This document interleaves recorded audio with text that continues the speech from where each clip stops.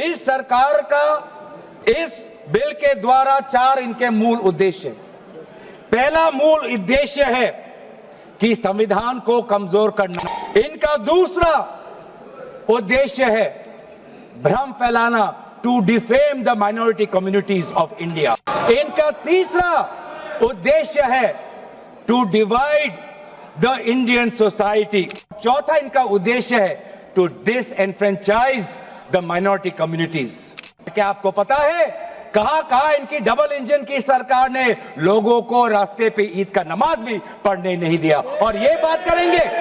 आदरणीय अध्यक्ष महोदय, पहले तो मैं आपका संरक्षण चाहता हूं। जब आदरणीय मंत्री महोदय बोल रहे थे, आपने विपक्ष से किसी को भी पॉइंट ऑफ ऑर्डर उठाने का अवसर नहीं दिया।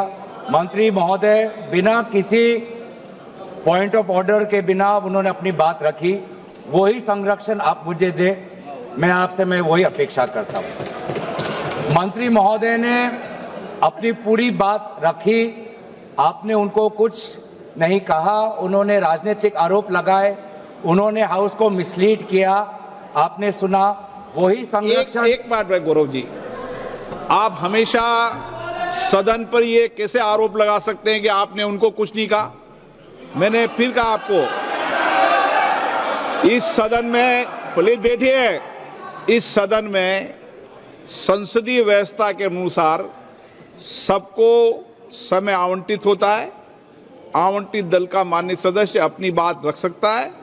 जब मैंने व्यवस्था दे दी कि कोई माननीय सदस्य बोलेगा, उसके बीच में आज शून्यकाल पॉइंट ऑफ ऑर्डर नहीं दिया जाएगा तो नहीं दिया जाएगा। माननीय गौरव को कहिए। अध्यक्ष देखिए, शुरू हो गया सर। आप दे रहे अनुमति, आप अनुमति दे रहे हैं सर। आपने हमें अनुमति दी। आपने अनुमति दी हमें। एक मिनट बैठिए। हमारे सर, इन्होंने हम शांति से सुनेंगे।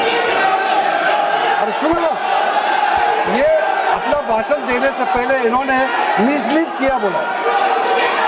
आप सर, ये कोई तरीका सर। एक मिनट बैठिए। माननीय मंत्री जी, नहीं, एक मिनट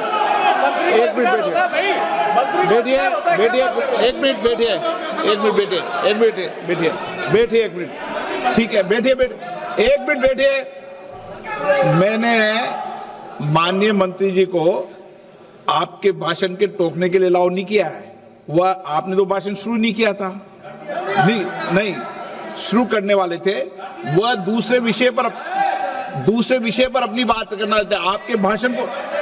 आपके भाषण को नहीं काट रहे आप। नहीं, आपके भाषण को, वो तो अपनी बात कोई दूसरे विषय पर रखना चाहते हैं। मेरा सर इतना कहना है कि हम लोग शांति से बैठ के सुनेंगे। चर्चा का पूरा टाइम तय हो चुके हैं, हम लोग नोट करेंगे, सबका बात सुनेंगे। मेरा सिर्फ इतना अनुरोध है कि जैसे कि माननीय सदस्य कहेंगे कि मैंने मिसलीड किया, तो कौन सा पॉइंट मिसलीड किया वो बता दे। ऐसे आप आरोप ना लगाए, मेरा यही कहना है।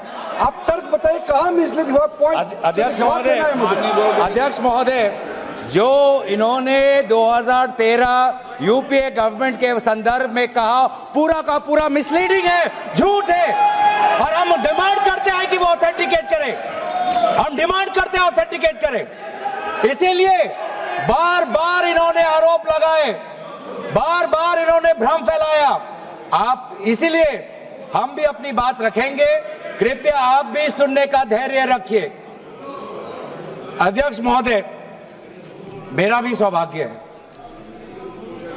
कि पिछले सदन में मैं अयोध्या राम मंदिर पर अपने पार्टी का मैंने अपना व्यू, अपने पक्ष रखा, और आज वक्फ संशोधन 2025 पर अपनी दल का और विपक्ष की तरफ से अपना पक्ष रखा। और अयोध्या राम मंदिर में भी और आज के वक्फ के संशोधन में भी मेरा एक ही मार्गदर्शक है, वो है भारत का संविधान। भारत का संविधान जो कहता है कि हमारा भारत में हर व्यक्ति को सामाजिक, आर्थिक और राजनीतिक न्याय, विचार, अभिव्यक्ति, विश्वास, धर्म और उपासना की स्वतंत्रता, और साथ साथ में ये कहता है कि व्यक्ति की गरिमा और राष्ट्र की अखंडता सुनिश्चित करने वाली बंधुता। ये बिल आज इस संविधान के इस जो मूल जो ढांचा है उस पर आक्रमण है, और इनकी जो पूरा जो भाषण था वो हमारे संविधान के इस मौलिक अधिकार पर, हमारे संघीय ढांचे पर एक आक्रमण था। आज इस सरकार का इस बिल के द्वारा 4 इनके मूल उद्देश्य। पहला मूल उद्देश्य है कि संविधान को कमजोर करना, टू डाइल्यूट द कॉन्स्टिट्यूशन। इनका दूसरा उद्देश्य है भ्रम फैलाना, to defame the minority communities of India. इनका तीसरा उद्देश्य है to divide the Indian society.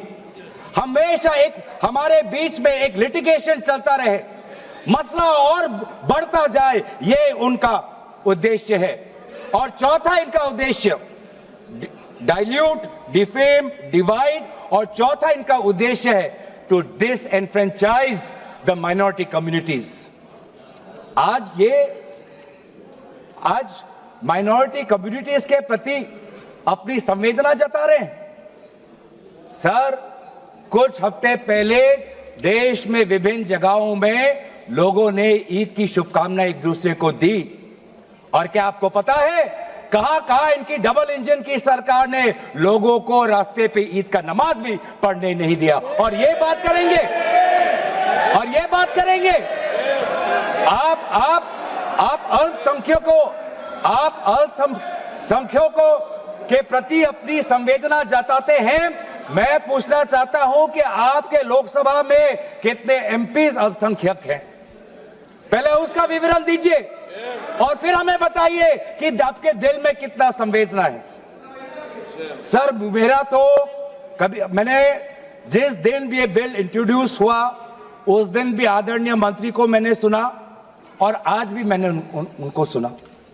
जिस दिन उन्होंने इंट्रोड्यूस किया उस दिन भी अगर आप उनका स्टेटमेंट पढ़े तो उन्होंने कहा कि इसको बिल लाने से पहले बहुत विस्तार रूप से इस बिल की लाने के लिए चर्चा हुई थी। सर, पूरा का पूरा मिसलीडिंग। 2023 में सर सरकार 24 में आई, ये खुद 24 के बीच में इन्होंने अपना बिल लाया। 23 सन के वर्ष में 4 बार माइनॉरिटी अफेयर्स कमेटी की बैठक हुई। मुंबई में हुई 13 जुलाई, दिल्ली में हुई 21 जुलाई को, लखनऊ में हुआ 24 जुलाई को, दिल्ली में 2 बार हुआ 20 सितंबर और 7 नवंबर को। मैं आदरणीय सरकार से दरखास्त करूंगा कि इन 5 सरकारी जो मीटिंग हुई मिनिस्ट्री ऑफ माइनॉरिटी अफेयर्स का, उनका मिनट्स टेबल पे रखे। एक भी मीटिंग में नया वक्फ अमेंडमेंट बिल चाहिए उसका जिक्र भी नहीं हुआ था। जिक्र भी नहीं हुआ। इनके मिनट्स हमारे पास, हमने देखे। जितने भी बार ministry of minority affairs meeting हुई, सब में वापसी पोर्टल को लेकर और विचार विमर्श हुआ था, लेकिन एक भी मीटिंग के माइन्यूट्स में एक भी स्टेटमेंट नहीं है कि हमें एक नया वक्फ अमेंडमेंट बिल चाहिए। तो मैं तो यही पूछना चाहता हूं कि अगर नवंबर 2023 तक मिनिस्ट्री ऑफ माइनॉरिटी अफेयर्स ने यह वाजे भी नहीं समझा कि नया एक बिल लाने की जरूरत है, मैं तो बस इतना ही पूछना चाहूंगा कि यह bill ministry of minority affairs ने बनाया या किसी और दूसरे विभाग ने बनाया? कहां से आया यह बिल? कहां से आया? सर, ये बात करते हैं कि ये संविधान के पक्ष में है। किस प्रकार से ये संविधान के विरोध में है, सर मैं बताना चाहूंगा। आर्टिकल, इसका जो क्लॉज 3RA है और 3R1 है। इसका 3RA क्या है सर? 3RA ये कहता है any person showing or demonstrating that he is practicing Islam. देखिए सर, आज देश में अल्पसंख्यकों की ऐसी दशा हो गई कि आज सरकार को अपना धर्म का सर्टिफिकेट देना पड़ेगा। कितने दुख की बात है कि भारत नहीं है, क्या बात कर रहे हो, हिंदू थोड़ी है। भारत एक सनातन धर्म का एक देश, 7000 पुराना, उससे भी पुराना ये देश, जिसमें हर धर्म और हर संस्कृति, हर परंपरा को हम सम्मान करते हैं। आज सरकार को ये हमें सर्टिफिकेट देना पड़ेगा कि हम किस धर्म को हम विश्वास रखते हैं। क्या ये दूसरे धर्मों से इस प्रकार का सर्टिफिकेट मांगेंगे कि आपका 5 साल हुआ या नहीं हुआ? ये सिर्फ इसी बिल में क्यों? ये संविधान के विरोध में नहीं है? ये आर्टिकल 26 के विरोध में नहीं है? सरकार क्यों धर्म के इस मामले में दखलंदाजी कर रही है कि आप इस धर्म का आप विश्वास करते हो कि नहीं हो, उसका पहले मुझे सर्टिफिकेट दो? ये किस प्रकार का न्याय बना रहे हैं? ये किस प्रकार का कानून हम बना रहे हैं? 3R1 क्या कहता है सर? इनका 3R1 जो आज इन्होंने हटा ही दिया है,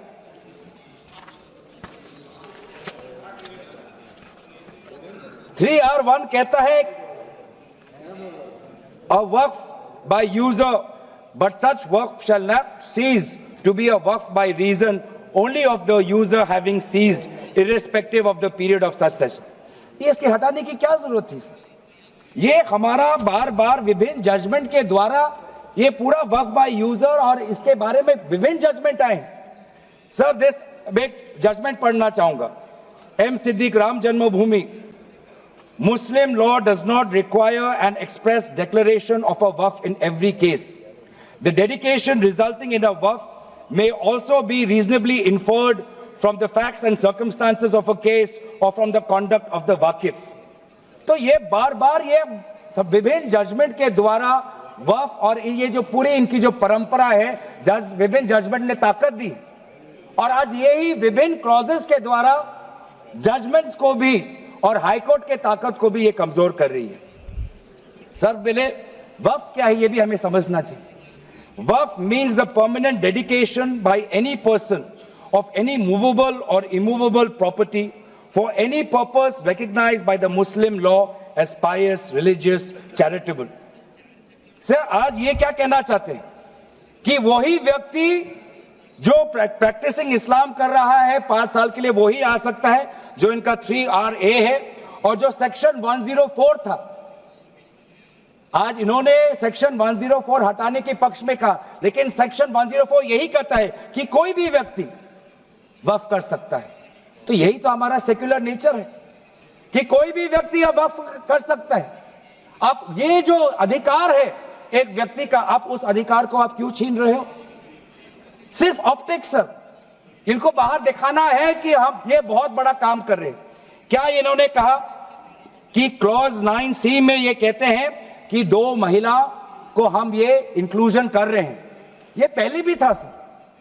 अगर आप 1995 एक्ट पढ़े तो ये पहले भी था, उसमें ये भी था कि 2 से ज्यादा सदस्य महिला हो सकती थी। इन्होंने तो 2 पे ही कैप कर दिया।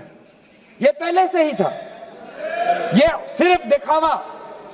और इनका 3R4 में जो ये विशेष रूप से विडो, डिवोर्स वुमन और ऑर्फन की बात करते हैं, ये पहले भी था सर। ये पहले भी जो 3R है जिसमें वेलफेयर की उल्लेख है, उस वेलफेयर एंड अदर पर्पसेस में window, divorce woman and orphan पहले से ही उसमें समा जाता है। लेकिन इनको भ्रम फैलाना है, इनको भ्रम फैलाना है कि वर्तमान का जो एक्ट है वो महिलाओं के खिलाफ है। इनको भ्रम फैलाना है कि वर्तमान में महिलाओं को कोई भूमिका नहीं मिलती, ये इनका काम है। लेकिन कानून में सर पहले से ही ये सारे प्रावधान है, वो चाहे किसी विधवा का संरक्षण हो या महिलाओं को और समर्थन देना हो। सर रिफॉर्म की बात करते हैं सर, इनका क्लॉज 33 में जो रेवेन्यू आना चाहिए वो रेवेन्यू उन्होंने घटा दिया। पहले 7% का एक रेवेन्यू फॉर वक्फ बोर्ड आता था, आज इन्होंने 5% कर दिया, गिरा दिया। क्यों गिराया? क्या आप नहीं चाहते कि वक्फ बोर्ड और अच्छी तरीके से चले? आप नहीं चाहते कि उसमें नई टेक्नोलॉजी आए? अगर कहीं खामियां हुई भी है माना कि कोई भी कानून इस देश का, कोई भी कानून परफेक्ट नहीं है, कोई भी कानून परफेक्ट नहीं है। माना कहीं कहीं प्रदेशों में खामियां हैं, वो चाहे केरल में हो, आंध्रा में हो, कर्नाटक में हो, पंजाब में हो, दिल्ली में हो, लेकिन सर आप चाहते हैं कि वो वक्फ बोर्ड, वक्फ ट्राइब्यूनल और अच्छी तरीके से चले, और ये चाहते हैं कि वक्फ बोर्ड वो और कमजोर हो, और इसीलिए जो रेवेन्यू वाला क्लॉज है 7% से 5% इन्होंने घटा दिया। मेरा सुझाव, हमारे तरफ से यह सुझाव है कि 7% से 5% घटाने के बजाय आप 7% से 11% और इस रेवेन्यू को और इंक्रीज करिए। आज ये बात करते हैं कि ये रिफॉर्म्स ला रहे हैं। क्लॉज 26 पढ़िए sir, section 52A, section 52 clause 26। Clause 26 में क्या लिखा है? In section 52A of the Principal Act, in subsection 1, for the words rigorous imprisonment, the words imprisonment shall be substituted. Dilute कर रहे हैं सर। पेरेंट एक्ट बोलता था कि रिगरस इम्प्रिजनमेंट हो, और अगर आप बार बार ये कह रहे हैं कि फलाना हो रहा है, धमकाना हो रहा है, तो आप इसको क्लॉज को क्यों कमजोर कर रहे हैं? सिर्फ भ्रम फैलाना है सर। मंशा इनकी कहीं और है। मंशा सर, मैं भी एक टिप्पणी देना चाहूंगा कि आज ये एक विशेष समाज के जमीन पर इनकी नजर है, कल समाज के दूसरे अल्पसंख्यकों के जमीन पर इनकी नजर जाएगी। आज ये बिल सिर्फ एक विशेष समुदाय के जमीन पर इनकी नजर है, कल दूसरे समुदायों के जमीन पर इनकी नजर जाएगी। बार बार ये बिल सर, इतना संशोधन की जरूरत है, ये मैं नहीं कहता कि संशोधन की जरूरत नहीं है।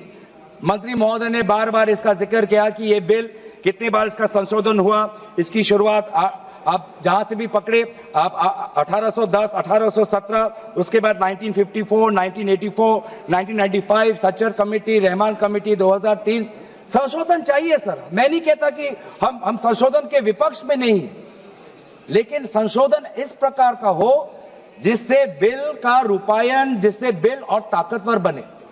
और इन्होंने ऐसे संशोधन लाए हैं जिससे बिल से इस देश में और यहां पे समस्या बढ़ेगी, और मसले बढ़ेंगे, और लिटिगेशन होगा। सर ये इनका क्लॉज 40A पढ़िए सर। इनका clause 40A, section 107, on and from the commencement of the Waqf Amendment Act 2025, the Limitation Act 1963 shall apply to any proceedings. Sir इससे पहले आप जितने बार भी आप इतिहास में जाए, हर बार, क्योंकि ये वक्फ, ये जो प्रक्रिया है, जब से हमारे देश में इस्लाम आया तब से ये प्रक्रिया चल रही है। बहुत से ऐसे कब्रिस्तान है जहां पे कोई पेपर्स नहीं है, कागज नहीं है, लेकिन जजमेंट है, जजमेंट इनके पक्ष में है। और आज बार बार हमने कहा है कि लिमिटेशन एक्ट इसको बढ़ाया जाए, क्योंकि ये प्रैक्टिकल एक समस्या है, लेकिन आज ये नहीं चाहते। क्यों? क्योंकि ये चाहते हैं कि अलग अलग देश के अलग अलग कोने में यहां केस लगे, वहां केस लगे, यहां केस लगे। तो जो भी हमारे यहां पे एक भाईचारा का एक वातावरण है, उस भाईचारे के वातावरण को ये तोड़ना चाहते हैं। ये इनकी राजनीतिक उद्देश्य है। सर ये बात करते हैं कि किस तरीके से ये इन्होंने बोर्ड का डाइल्यूशन किया है। क्लॉज 44, क्लॉज 44 कहता है कि ये जो सेक्शन 110 है वो पूरी तरीके से हटा दिया है। सेक्शन 110 क्या है? Section 110 sir, powers to make regulations by the board, ये पूरा हटाना चाहते हैं। उसमें क्या लिखा है पेरेंट एक्ट में? The board may with the previous sanction of the state government, मतलब राज्य सरकार की अनुमति के द्वारा बोर्ड कुछ नियम बना सकते हैं। इन्होंने पूरा वो हटाना की कोशिश कर रहे, क्लॉजेस F और G ये हटाने की कोशिश कर रहे, राज्य सरकार की पावर्स या जी कम करने की कोशिश कर रहे।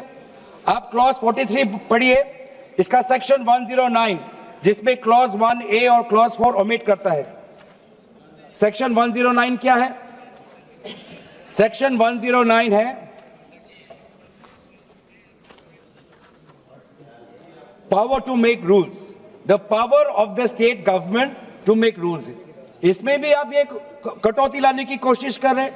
क्लॉज 1A, क्लॉज 1A क्या कहता है? Other particulars which the report of the survey commissioner में कंटेन अंडर क्लॉज F। इसमें स्टेट गवर्नमेंट सर्वे कमिश्नर के पक्ष में कुछ नियम बना सकता है, वो पावर आप हटा रहे हैं। Clause 4, the manner of election of members of the board by means of a single vote, आप ये हटा रहे हैं। इलेक्शन की प्रक्रिया आप हटाना चाहते हैं और आप रिफॉर्म की बात करते हैं। सर आप ये देखिए 83(9), आज बार बार ये एक भ्रम फैलाया जा रहा है कि हाईकोर्ट का कोई भूमिका नहीं है। एक भ्रम फैलाया जा रहा है कि जो वक्फ का जो ये एक ट्राइब्यूनल का जो ऑर्डर आता है वही है, उसके बाद हाईकोर्ट पावरलेस है। ऐसी बात नहीं है। आप पेरेंट एक्ट पढ़िए। आप पेरेंट एक्ट में अगर सेक्शन 83 पढ़ेंगे, पेरेंट एक्ट में सेक्शन 83(9), उसके बाद क्या लिखा गया है?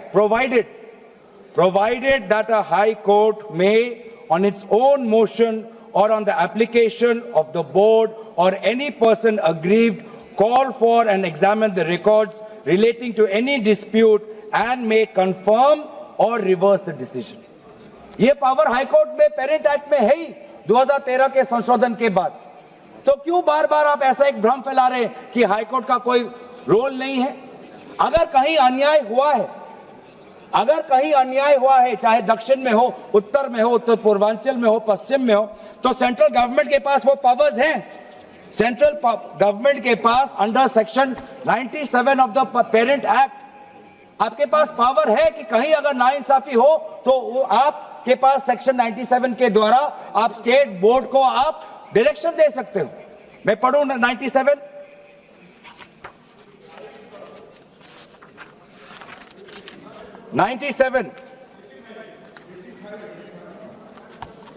Directions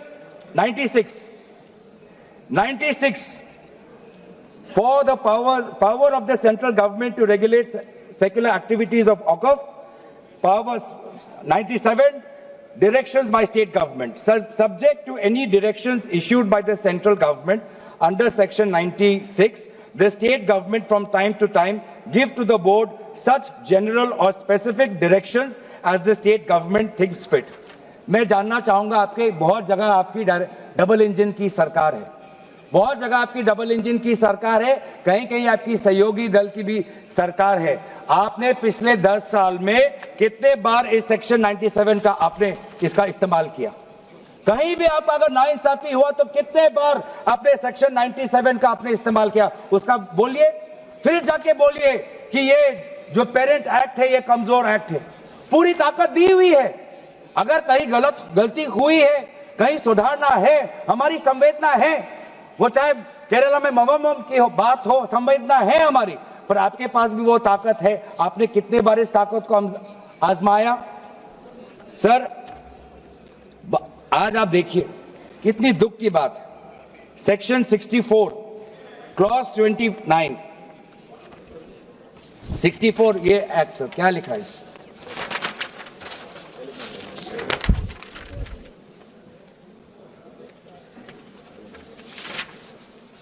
इसमें क्या लिखा है? यू एक्ट में section clause number 29L, clause number 29L में लिखा है कि अगर is a member of any association which has been declared unlawful under the Unlawful Activities Prevention Act 1967, यूआपा आपने लाए, ठीक है। आप कहीं रिग्रेस प्रेजेंटमेंट को उसको सिंप्लीफाई करके प्रेजेंटमेंट लाना चाहते हैं और कहीं आप यूआपा का संशोधन लाना चाहते हैं, आपका हक है। आप बस हमें इतना बताएं कि और कौन से स्टेट बोर्ड या और कौन से धार्मिक बोर्ड में आपने ये यूआपा का प्रोविजन आप लाने वाले हैं, या सिर्फ ये इसी बिल में है, या सिर्फ इसी बिल में है, या दूसरे में भी जो चैरिटेबल एक्ट्स हैं विभिन्न धर्मों के, विभिन्न स्टेट्स के, क्या उसमें भी यूआपा एक्ट आएगा या सिर्फ इसमें? क्या संदेश देना चाहते हैं? किस कौम को आप आप भ्रमित करना चाहते हैं। बार बार उस कौम को जिसने भारत की स्वतंत्रता की लड़ाई लड़ी है, उस कौम को जिसने 1857 में उन्होंने मंगल पांडे के साथ उन्होंने अपनी शहादत दी, आप उस कौम पर आप दाग लगाना चाहते हैं, जिसमें लगभग 2 लाख उलेमा शहीद हुए, आप उस कौम पर दाग लगाना चाहते हैं, जिन्होंने भारत छोड़ो आंदोलन में हमारा साथ दिया, आप उस कौम पर आप दाग लगाना चाहते हैं, जिन्होंने 6 अप्रैल 1930 में दांडी मार्च का सपोर्ट किया, आप उस कौम पर आप दाग लगाना चाहते हैं, जिन्होंने 1926 में ब्रिटिश के डिवाइड एंड रूल को खंडन किया, आप उस कौम पर आप दाग लगाना चाहते हैं, जिन्होंने मौलाना हुसैन अहमद मदानी ने 1924 में कंप्लीट इंडिपेंडेंस की मांग की।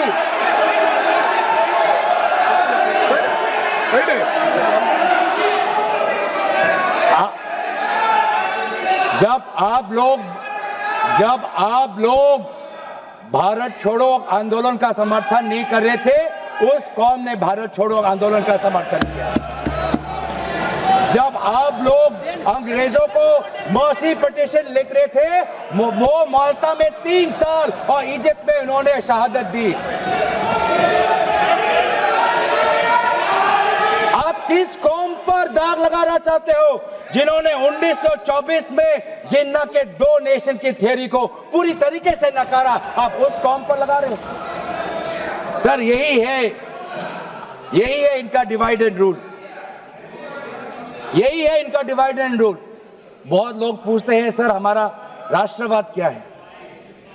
सर हमारा राष्ट्रवाद, nationalism for us is being United in our shared love for our Bharat Mata and the mutual respect for her culture, language, dress, food and religion. It is the love for our national flag, the Tiringa, जिसकी सम्मान आपने नहीं की थी. It is the sacrifice of the Indian freedom movement, जिसमें आपने भाग नहीं लिया. It is our thirst for knowledge, to seek excellence with limited resources, to be creative, to have the courage, to acknowledge the injustice of the past and have the wisdom to build new bridges. ये है हमारा राष्ट्रवाद और ये राष्ट्रवाद आज हमारे संविधान में उल्लेखित है. तो सर बार बार ये सरकार कहती है ये माइनॉरिटीज के पक्ष में है, लेकिन जब अमेरिका से माइनॉरिटी कमीशन का रिपोर्ट आता है कि माइनॉरिटीज के साथ नाइंसाफी होती है तो इनको दुख होता है. जब यूएस का रिलीजियस कमीशन का रिपोर्ट आता है तब इनको दुख होता है. सर बार बार ये जो ऑप्टिक्स की बात कर रहे हैं, ये क्लॉज 42 सेक्शन 108A इन्होंने डिलीट कर दिया है.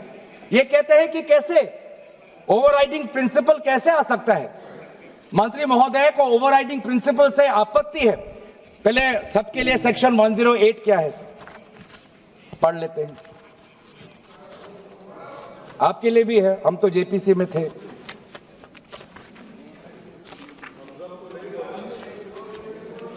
और सर जेपीसी में भी सर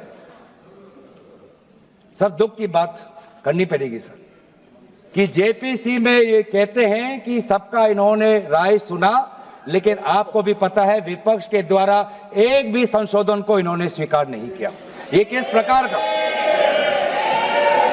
हमने भी बहुत से जेपीसी देखे हैं सर, ऐसा जेपीसी नहीं देखा जहां पर क्लॉज बाय क्लॉज डिस्कशन भी नहीं हुआ सर.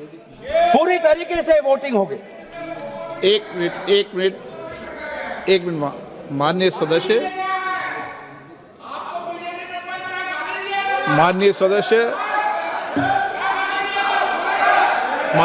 इतना ध्यान रखें कि जेपीसी भी संसद का भाग होती है, इसलिए उसका भी ध्यान रखें. सर इन्होंने जेपीसी की बात की. अगर इन्होंने ये नहीं करते कि जेपीसी में बहुत विस्तार रूप से चर्चा हुआ तो मैं भी नहीं करता. इन्होंने उल्लेख किया इसलिए मैं करना चाहता हूं. इन्होंने उल्लेख किया कि बहुत से लोग आए जेपीसी में. सर ऐसे भी लोग आए जिनको वक्फ को लेकर उनका कोई जानकारी भी नहीं थी. कोई जानकारी नहीं थी सर। ऐसे भी आए सर, जेपीसी के मुद्दे हम बार बार हमने स्पीकर को चिट्ठी के द्वारा अवगत किया है, इसलिए हम उठा रहे हैं सर। इसमें 108A ये हटाना चाहते हैं जिसमें power to have overriding effect, लेकिन ये जो प्रिंसिपल है ओवरराइडिंग का सर, ये आज भी विभिन्न स्टेट एक्ट्स में ये है। तेलंगाना के एक्ट में आज भी ओवरराइडिंग प्रिंसिपल है, तमिलनाडु के एक्ट में आज भी ये ओवरराइडिंग प्रिंसिपल है, आज भी आरटीआई एक्ट में, इंफॉर्मेशन टेक्नोलॉजी एक्ट में 2000 में, नालसा जैसे यूनिवर्सिटी में ये ओवरराइडिंग प्रिंसिपल है। तो इसीलिए आपको सिर्फ यहां पर आपको ओवरराइडिंग प्रिंसिपल से आपको मुश्किल है, लेकिन जो दूसरे एक्ट्स में जो ओवरराइडिंग प्रिंसिपल है, सेक्शन 108A के द्वारा सिमिलर प्रोविजंस है, उसमें आपको तकलीफ नहीं है सर। मैं भी अपने जैसे इन्होंने हमारे कुछ दोस्तों को सलाह दी, मैं भी इनके कुछ दोस्तों को सलाह देना चाहता हूं सर। क्लॉज 40A सेक्शन 107 जो लिमिटेशन एक्ट जो हटाया गया है सर, आंध्र प्रदेश के एक्ट में ये लिमिटेशन एक्ट ऐसा ही एक लॉ है जैसे पेरेंट एक्ट में है। तो मैं भी इनके आंध्र प्रदेश के सदस्यों को मैं कहना चाहता हूं कि जो प्रोविजन आपके आंध्र प्रदेश के एक्ट में है, आज वैसे प्रोविजन ये सरकार हटाने वाली है। आपको भी बाद में आंध्र प्रदेश में अपनी जनता को उत्तर देना पड़ेगा। तेलंगाना और तमिलनाडु में हमने बात रखी है सर, तो मैं बार बार मैं कहना चाहूंगा सर, हमें संशोधन से कोई हमें परे नहीं है, लेकिन संशोधन ऐसा हो जो हमें मदद करे। आज डिजिटाइजेशन की बात करते हैं, आज से 15 वर्ष पहले वामिस एक डिजिटल पोर्टल हमने खोल दिया है। अब ये देखिए सर सरकार की कैसी ये इनकी काम है। डिजिटाइजेशन फिलहाल अभी चल रहा है, डिजिटाइजेशन हो रहा है, पर माना कि डिजिटाइजेशन वामिस में कुछ खामियां हैं, उसको वामसी में, तो आप उसको ठीक करिए। आप 10 साल से क्या कर रहे थे? आप 10 साल से आप वामसी क्यों ठीक नहीं कर पा रहे? आप वो काम तो नहीं कर पा रहे, अब आप एक दूसरा नियम बना रहे हैं कि दोबारा आप एक नए पोर्टल पे अपने रिकॉर्ड्स आप अपलोड करिए। सर कितने बार हम इस सरकार को अपना कागज दिखाएं? वामसी का अगर इनका काम अधूरा है तो उसको ये काम संपूर्ण करे। अब लेकिन नहीं, इनका काम उद्देश्य यही है कि देश में मसला और बढ़े, और इसीलिए आज इस बिल के विरोध में है। ये बिल हमारे देश की अखंडता, ये बिल हमारे संवैधानिक मूल्य, ये देश हमारे अल्पसंख्यकों की सम्मान, ये देश हमारे अमन शांति और सदन और जेपीसी में जिस प्रकार से विचार होना चाहिए था उस सब के विरोध में है। और इसीलिए आज पूरा इंडिया अलायंस आज इस बिल के विपक्ष में खड़ा हुआ है। और यही बात कहते हुए मैं अपनी वाणी को समाप्त देता हूं।